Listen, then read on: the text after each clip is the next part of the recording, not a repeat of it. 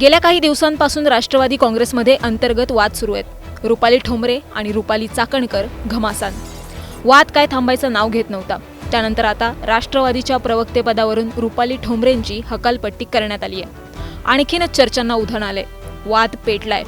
रुपाली चाकणकर आणि रुपाली ठोंबरेंविषयी सुषमा अंधारेंना विचारताच अंधारेंनी एका रुपालीताईंना शूद्र विषय असं म्हटलं, तर दुसऱ्या रुपालीताईंना थेट ठाकरेंच्या शिवसेनेत येण्याची खुली ऑफरच दिली आहे। नेमकी कोणत्या रुपालीताईंना ऑफर देण्यात आली आहे?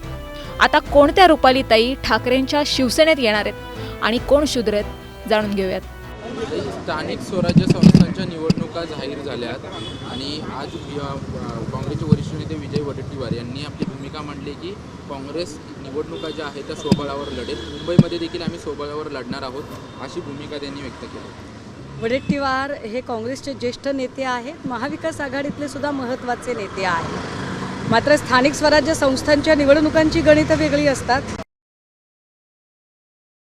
आम्ही कसे लढणार आहोत या संबंधाने मला असं वाटतं की काँग्रेसचे प्रदेशाध्यक्ष अधिकृतपणे भूमिका मांडतील, त्यावेळी आमच्याही पक्षाचे वरिष्ठ नेते अधिकृतपणे भूमिका मांडतील।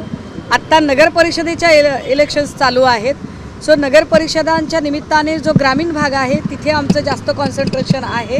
जसा की सन्मान्य पक्षप्रमुखांनी आता मराठवाड्याचा दौरा केलेला आहे आणि पूर्व विदर्भ आणि पश्चिम विदर्भ याकडे आता आम्ही फोकस करत आहोत। त्यामुळे मुंबई महापालिकेच्या संबंधाने काही अधिकृतपणे घोषणा करायला वेळ आहे।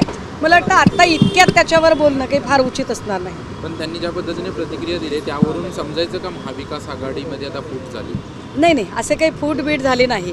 जर समजायचं असेल तर मग मला सांगा की रवींद्र धंगेकर रोज उठून मोहळांवर आरोप करतायत व महायुतीत तर फाक सगळा खेळमोड झाला आहे असं म्हणावं लागेल ना। किंवा राष्ट्रवादीमध्ये दोन बायकांची जर भांडणं बघितली तर राष्ट्रवादीत नेमकं काय चालू आहे? तर त्यामुळे मला नाही वाटत की महाविकास आघाडीमध्ये कुठेतरी एक नेते बोलले। प्रत्येक पक्षाला वाटतं की आपला पक्ष पुढे गेला पाहिजे।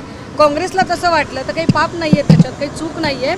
मात्र या संबंधाने ज्या अधिकृत घोषणा असतील त्या व्हायला अजून वेळ आहे आणि तोपर्यंत आपण थोडी वाट बघूया। पण त्यांनी तर तयारी सुरू केली, म्हणजे इच्छुक आहेत, चांगली गोष्ट आहे ना। त्यांनी तयारी सुरू केली पाहिजे, त्यांच्याकडे मुलाखती सुरू झाल्या पाहिजेत।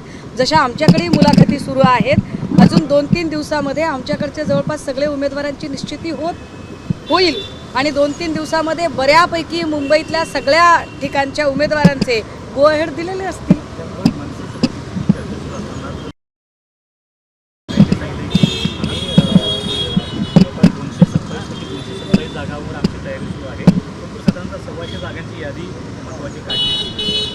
चांगली गोष्ट आहे ना, याच्यात काय वाईट काय आहे? कुठल्याही पक्षाला आपला पक्ष निवडून आला पाहिजे, जास्तीत जास्त जागा मिळाल्या पाहिजेत, जास्तीत जास्त जागा जिंकल्या पाहिजेत असं वाटणं आणि त्यासाठी त्या पक्षाच्या कार्यकर्त्यांनी मेहनत घेणं ही अत्यंत सहज स्वाभाविक गोष्ट आहे। याच्यासाठी फार काही वेगळा विचार करण्याची गरज नाही। मी म्हणते की अधिकृत ज्या घोषणा व्हायच्या आहेत त्याला अजून वेळ आहे। आत्ता जो टेम्पो आहे हा टेम्पो नगर परिषद इलेक्शनचा टेम्पो आहे। नगर परिषदच्या नंतर जिल्हा परिषद पंचायत समिती आहेत, महापालिकेला अजून वेळ आहे। तो साधारणतः एक 10 ते 12 दिवसानंतर महापालिकेचा खऱ्या अर्थानं फीवर सुरू होणार आहे। त्यावेळेला अधिकृतपणे सगळ्याच पक्षाचे लोक बोलतील।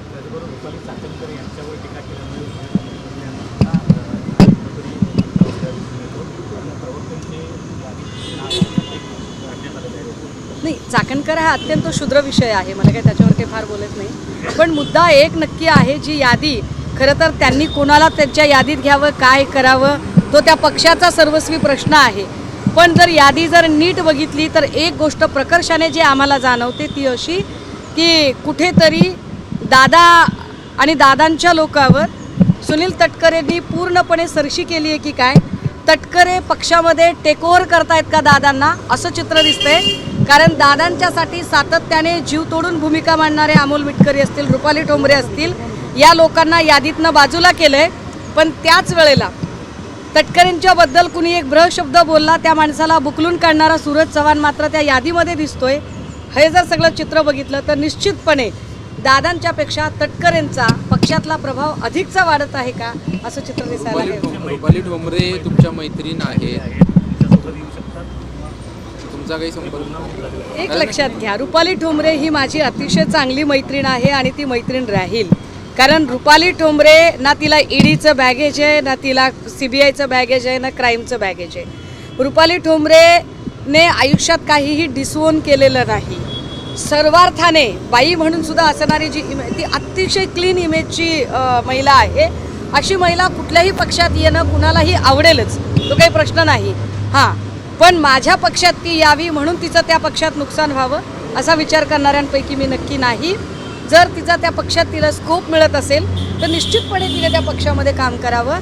बाकी याच्या उपर काय निर्णय घ्यायचा हा मला वाटतं रुपाली ठोंबरेचा सर्वस्वी स्वतःचा कॉल असेल. त्यावेळेस त्यांनी आवाज उठवला, त्यावेळेस त्यांना 7 दिवसांची नोटीस देण्यात आली आणि नोटीस दिल्यानंतर आता थेट प्रवक्त्यांच्या यादीमधून त्यांचं नाव गायब झालेलं. मी म्हटलं ना की या पक्षामध्ये जर आपण जर तिकडे बघितलं ना तर सगळीकडून तटकरेंची सरशी होताना दिसते.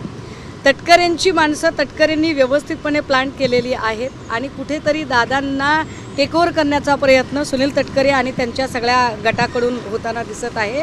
आणि कदाचित म्हणूनच ही बाकीची सगळी जी अत्यंत नावं काय बोलता येईल अशी नावं ती पुढे दिसत आहेत. पण एनिवे दादा त्याच्यावर समोर असतील. जर कोंडी होत असेल तर आपला पक्ष दरवाजा उघडा करणार का किंवा तसा विचार केला? रुपाली ठोंबरेने तशी इच्छा व्यक्त करावी. जर रुपाली ठोंबरेंची इच्छा असेल तर आवडेल की आम्हाला, न आवडेल काय झालं.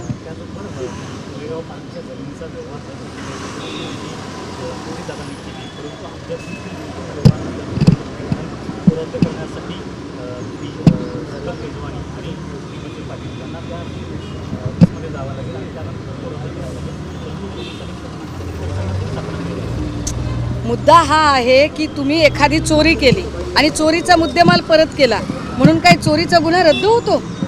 असं होत नाही. तो गुन्हा तसाच कायम राहणार आहे. आणि तोच का बरं? एकटा पार्थ पवारचाच गुन्हा नाही तर अशा पद्धतीचा फौजदारी गुन्हा मुरलीधर मोहोळवर सुद्धा दाखल झाला पाहिजे. मुरलीधर मोहोळची सुद्धा सेम घटना आहे. उलट भाजपा आणि राष्ट्रवादीचा जर विचार केला तर फडणवीसांनी स्वतःच्या पक्षाच्या मोहळांवर गुन्हा दाखल केला नाही किंवा मोहोळच्या प्रकरणात एकही अधिकारी निलंबित बडतर्फ झालेला नाही. सो त्याचाही विचार झाला पाहिजे. दुसरा मुद्दा असा की अमेडिया कंपनीची जर आर्थिक क्षमता बघितली तर त्या क्षमतेपेक्षा जास्तीचं व्यवहार म्हणजे 100 कोटीची ज्या कंपनीची क्षमता नाही ती कंपनी 300 कोटीचा व्यवहार करते. तेव्हा 300 कोटी येतात कुठून? हे 300 कोटी दिले कुणी? कारण स्वाभाविक आहे की राज्याचे उपमुख्यमंत्री तथा पार्थ पवार यांचे पितामह सन्माननीय अजितदादा असं सांगत आहेत की मला हा व्यवहारच माहीत नाही. जर दादांना व्यवहार माहीत नाही तर दादांना आर्थिक घडामोडी माहीत नाही. मग हे 200 कोटी आले कुठून? हा पैसा नेमका कुठून उभा केला? कोणत्या बँकेने कर्ज दिलं? कर्ज देणाऱ्या बँकेचं नाव काय? कितीतरी प्रश्न अनुत्तरित आहे, ज्या प्रश्नांवर येणाऱ्या काळामध्ये शिवसेना उद्धव बाळासाहेब ठाकरे अजून तीव्र पद्धतीने पुण्यामध्ये निदर्शनं आणि आंदोलनं करेल.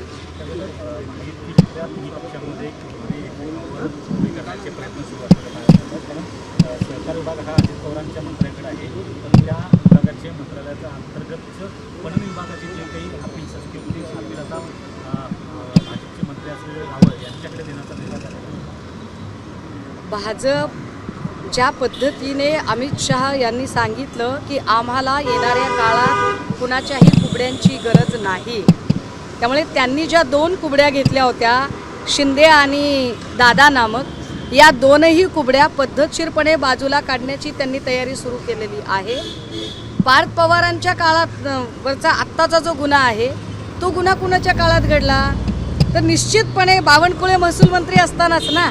म्हणजे आधी तुम्ही घटना पूर्ण होऊ दिली, आधी व्यवस्थित ट्रॅप लावला, आधी दादाला व्यवस्थित ट्रॅपमध्ये अडकू दिलं आणि मग दादावर कुरघोडी करण्यासाठी तुम्हीच पार्थ पवारचं प्रकरण काढण्यासाठी तुम्ही सुपाऱ्या वाजवल्या. त्यामुळे दादा गटाची किंवा शिंदे गटाची जी गोची भाजपाने केलेली आहे, भाजपा मित्र म्हणून म्हणजे शत्रू म्हणून तर तो चांगला नाहीच आहे, पण भाजपा मित्र म्हणून सुद्धा कुणाचाही असू शकत नाही, हे पुन्हा पुन्हा या सगळ्यातनं स्पष्ट दिसत आहे. संपदा मुंडे प्रकरणाचा तुम्ही आवाज उठवत होता. आज काँग्रेसने मरीन ड्राईव्हला आंदोलन करत होतं. त्यांना गिरगाववरती आंदोलन करणार होते, पण आंदोलनस्थळी देखील त्यांना पोचू दिलं नाही. पोलिसांची त्यांची धरपकड झाली. तुमच्यानंतर आता काँग्रेस देखील आवाज उठवतोय, पण पोलिसांचा दबाव येतो. नाही, पोलिसांचा दबाव येणार ना. हो, मला सांगा, पोलिसांचं खातं फडणवीसांकडे आहे आणि फडणवीस जर सांगतायत की नाही रणजित नाईक निंबाळकरांनी काही केलं नाही, तर पोलिसांना काम करावंच लागेल. उलट संपदा मुंडेच्या प्रकरणामध्ये आता जे अजून 7 अधिकाऱ्यांची नावं आलीत, त्या 7 पैकी 5 लोक ही फलटण आणि सातारामधलीच आहेत. त्यातला वायकर नावाचा जो अधिकारी आहे तो गोपाल बदनेचा पूर्वाष्टमीचा सहकारी आहे. दिगंबर आगवणेने जेव्हा कस्टडीमध्ये आत्महत्या करायचा प्रयत्न केला त्यावेळेचा जो अधिकारी होता तो वायकरच होता. त्या प्रकरणात वायकर कम्प्लिटली अडचणीत आला होता. रणजित नाईकांनी परत त्याची बदली ग्रामीणहून शहरला आणि शहरहून ग्रामीणला केलेली आहे. हे जर समीकरण बघितलं तर संपदा मुंडे प्रकरणात पुन्हा प्रश्न निर्माण होतोय की संपदाची हत्या झालेली आहे का, आणि संपदाची हत्या झाली तर ती कुणी केली आणि ती काय संबंधाने केली. आणि या सगळ्यांमध्ये जर सरकारला असं वाटत असेल की नाही आता प्रकरण थंड झालंय तर तसं होणार नाही. संपदा मुंडेच्या प्रकरणात शेवटपर्यंत आम्ही लढणार आहोत.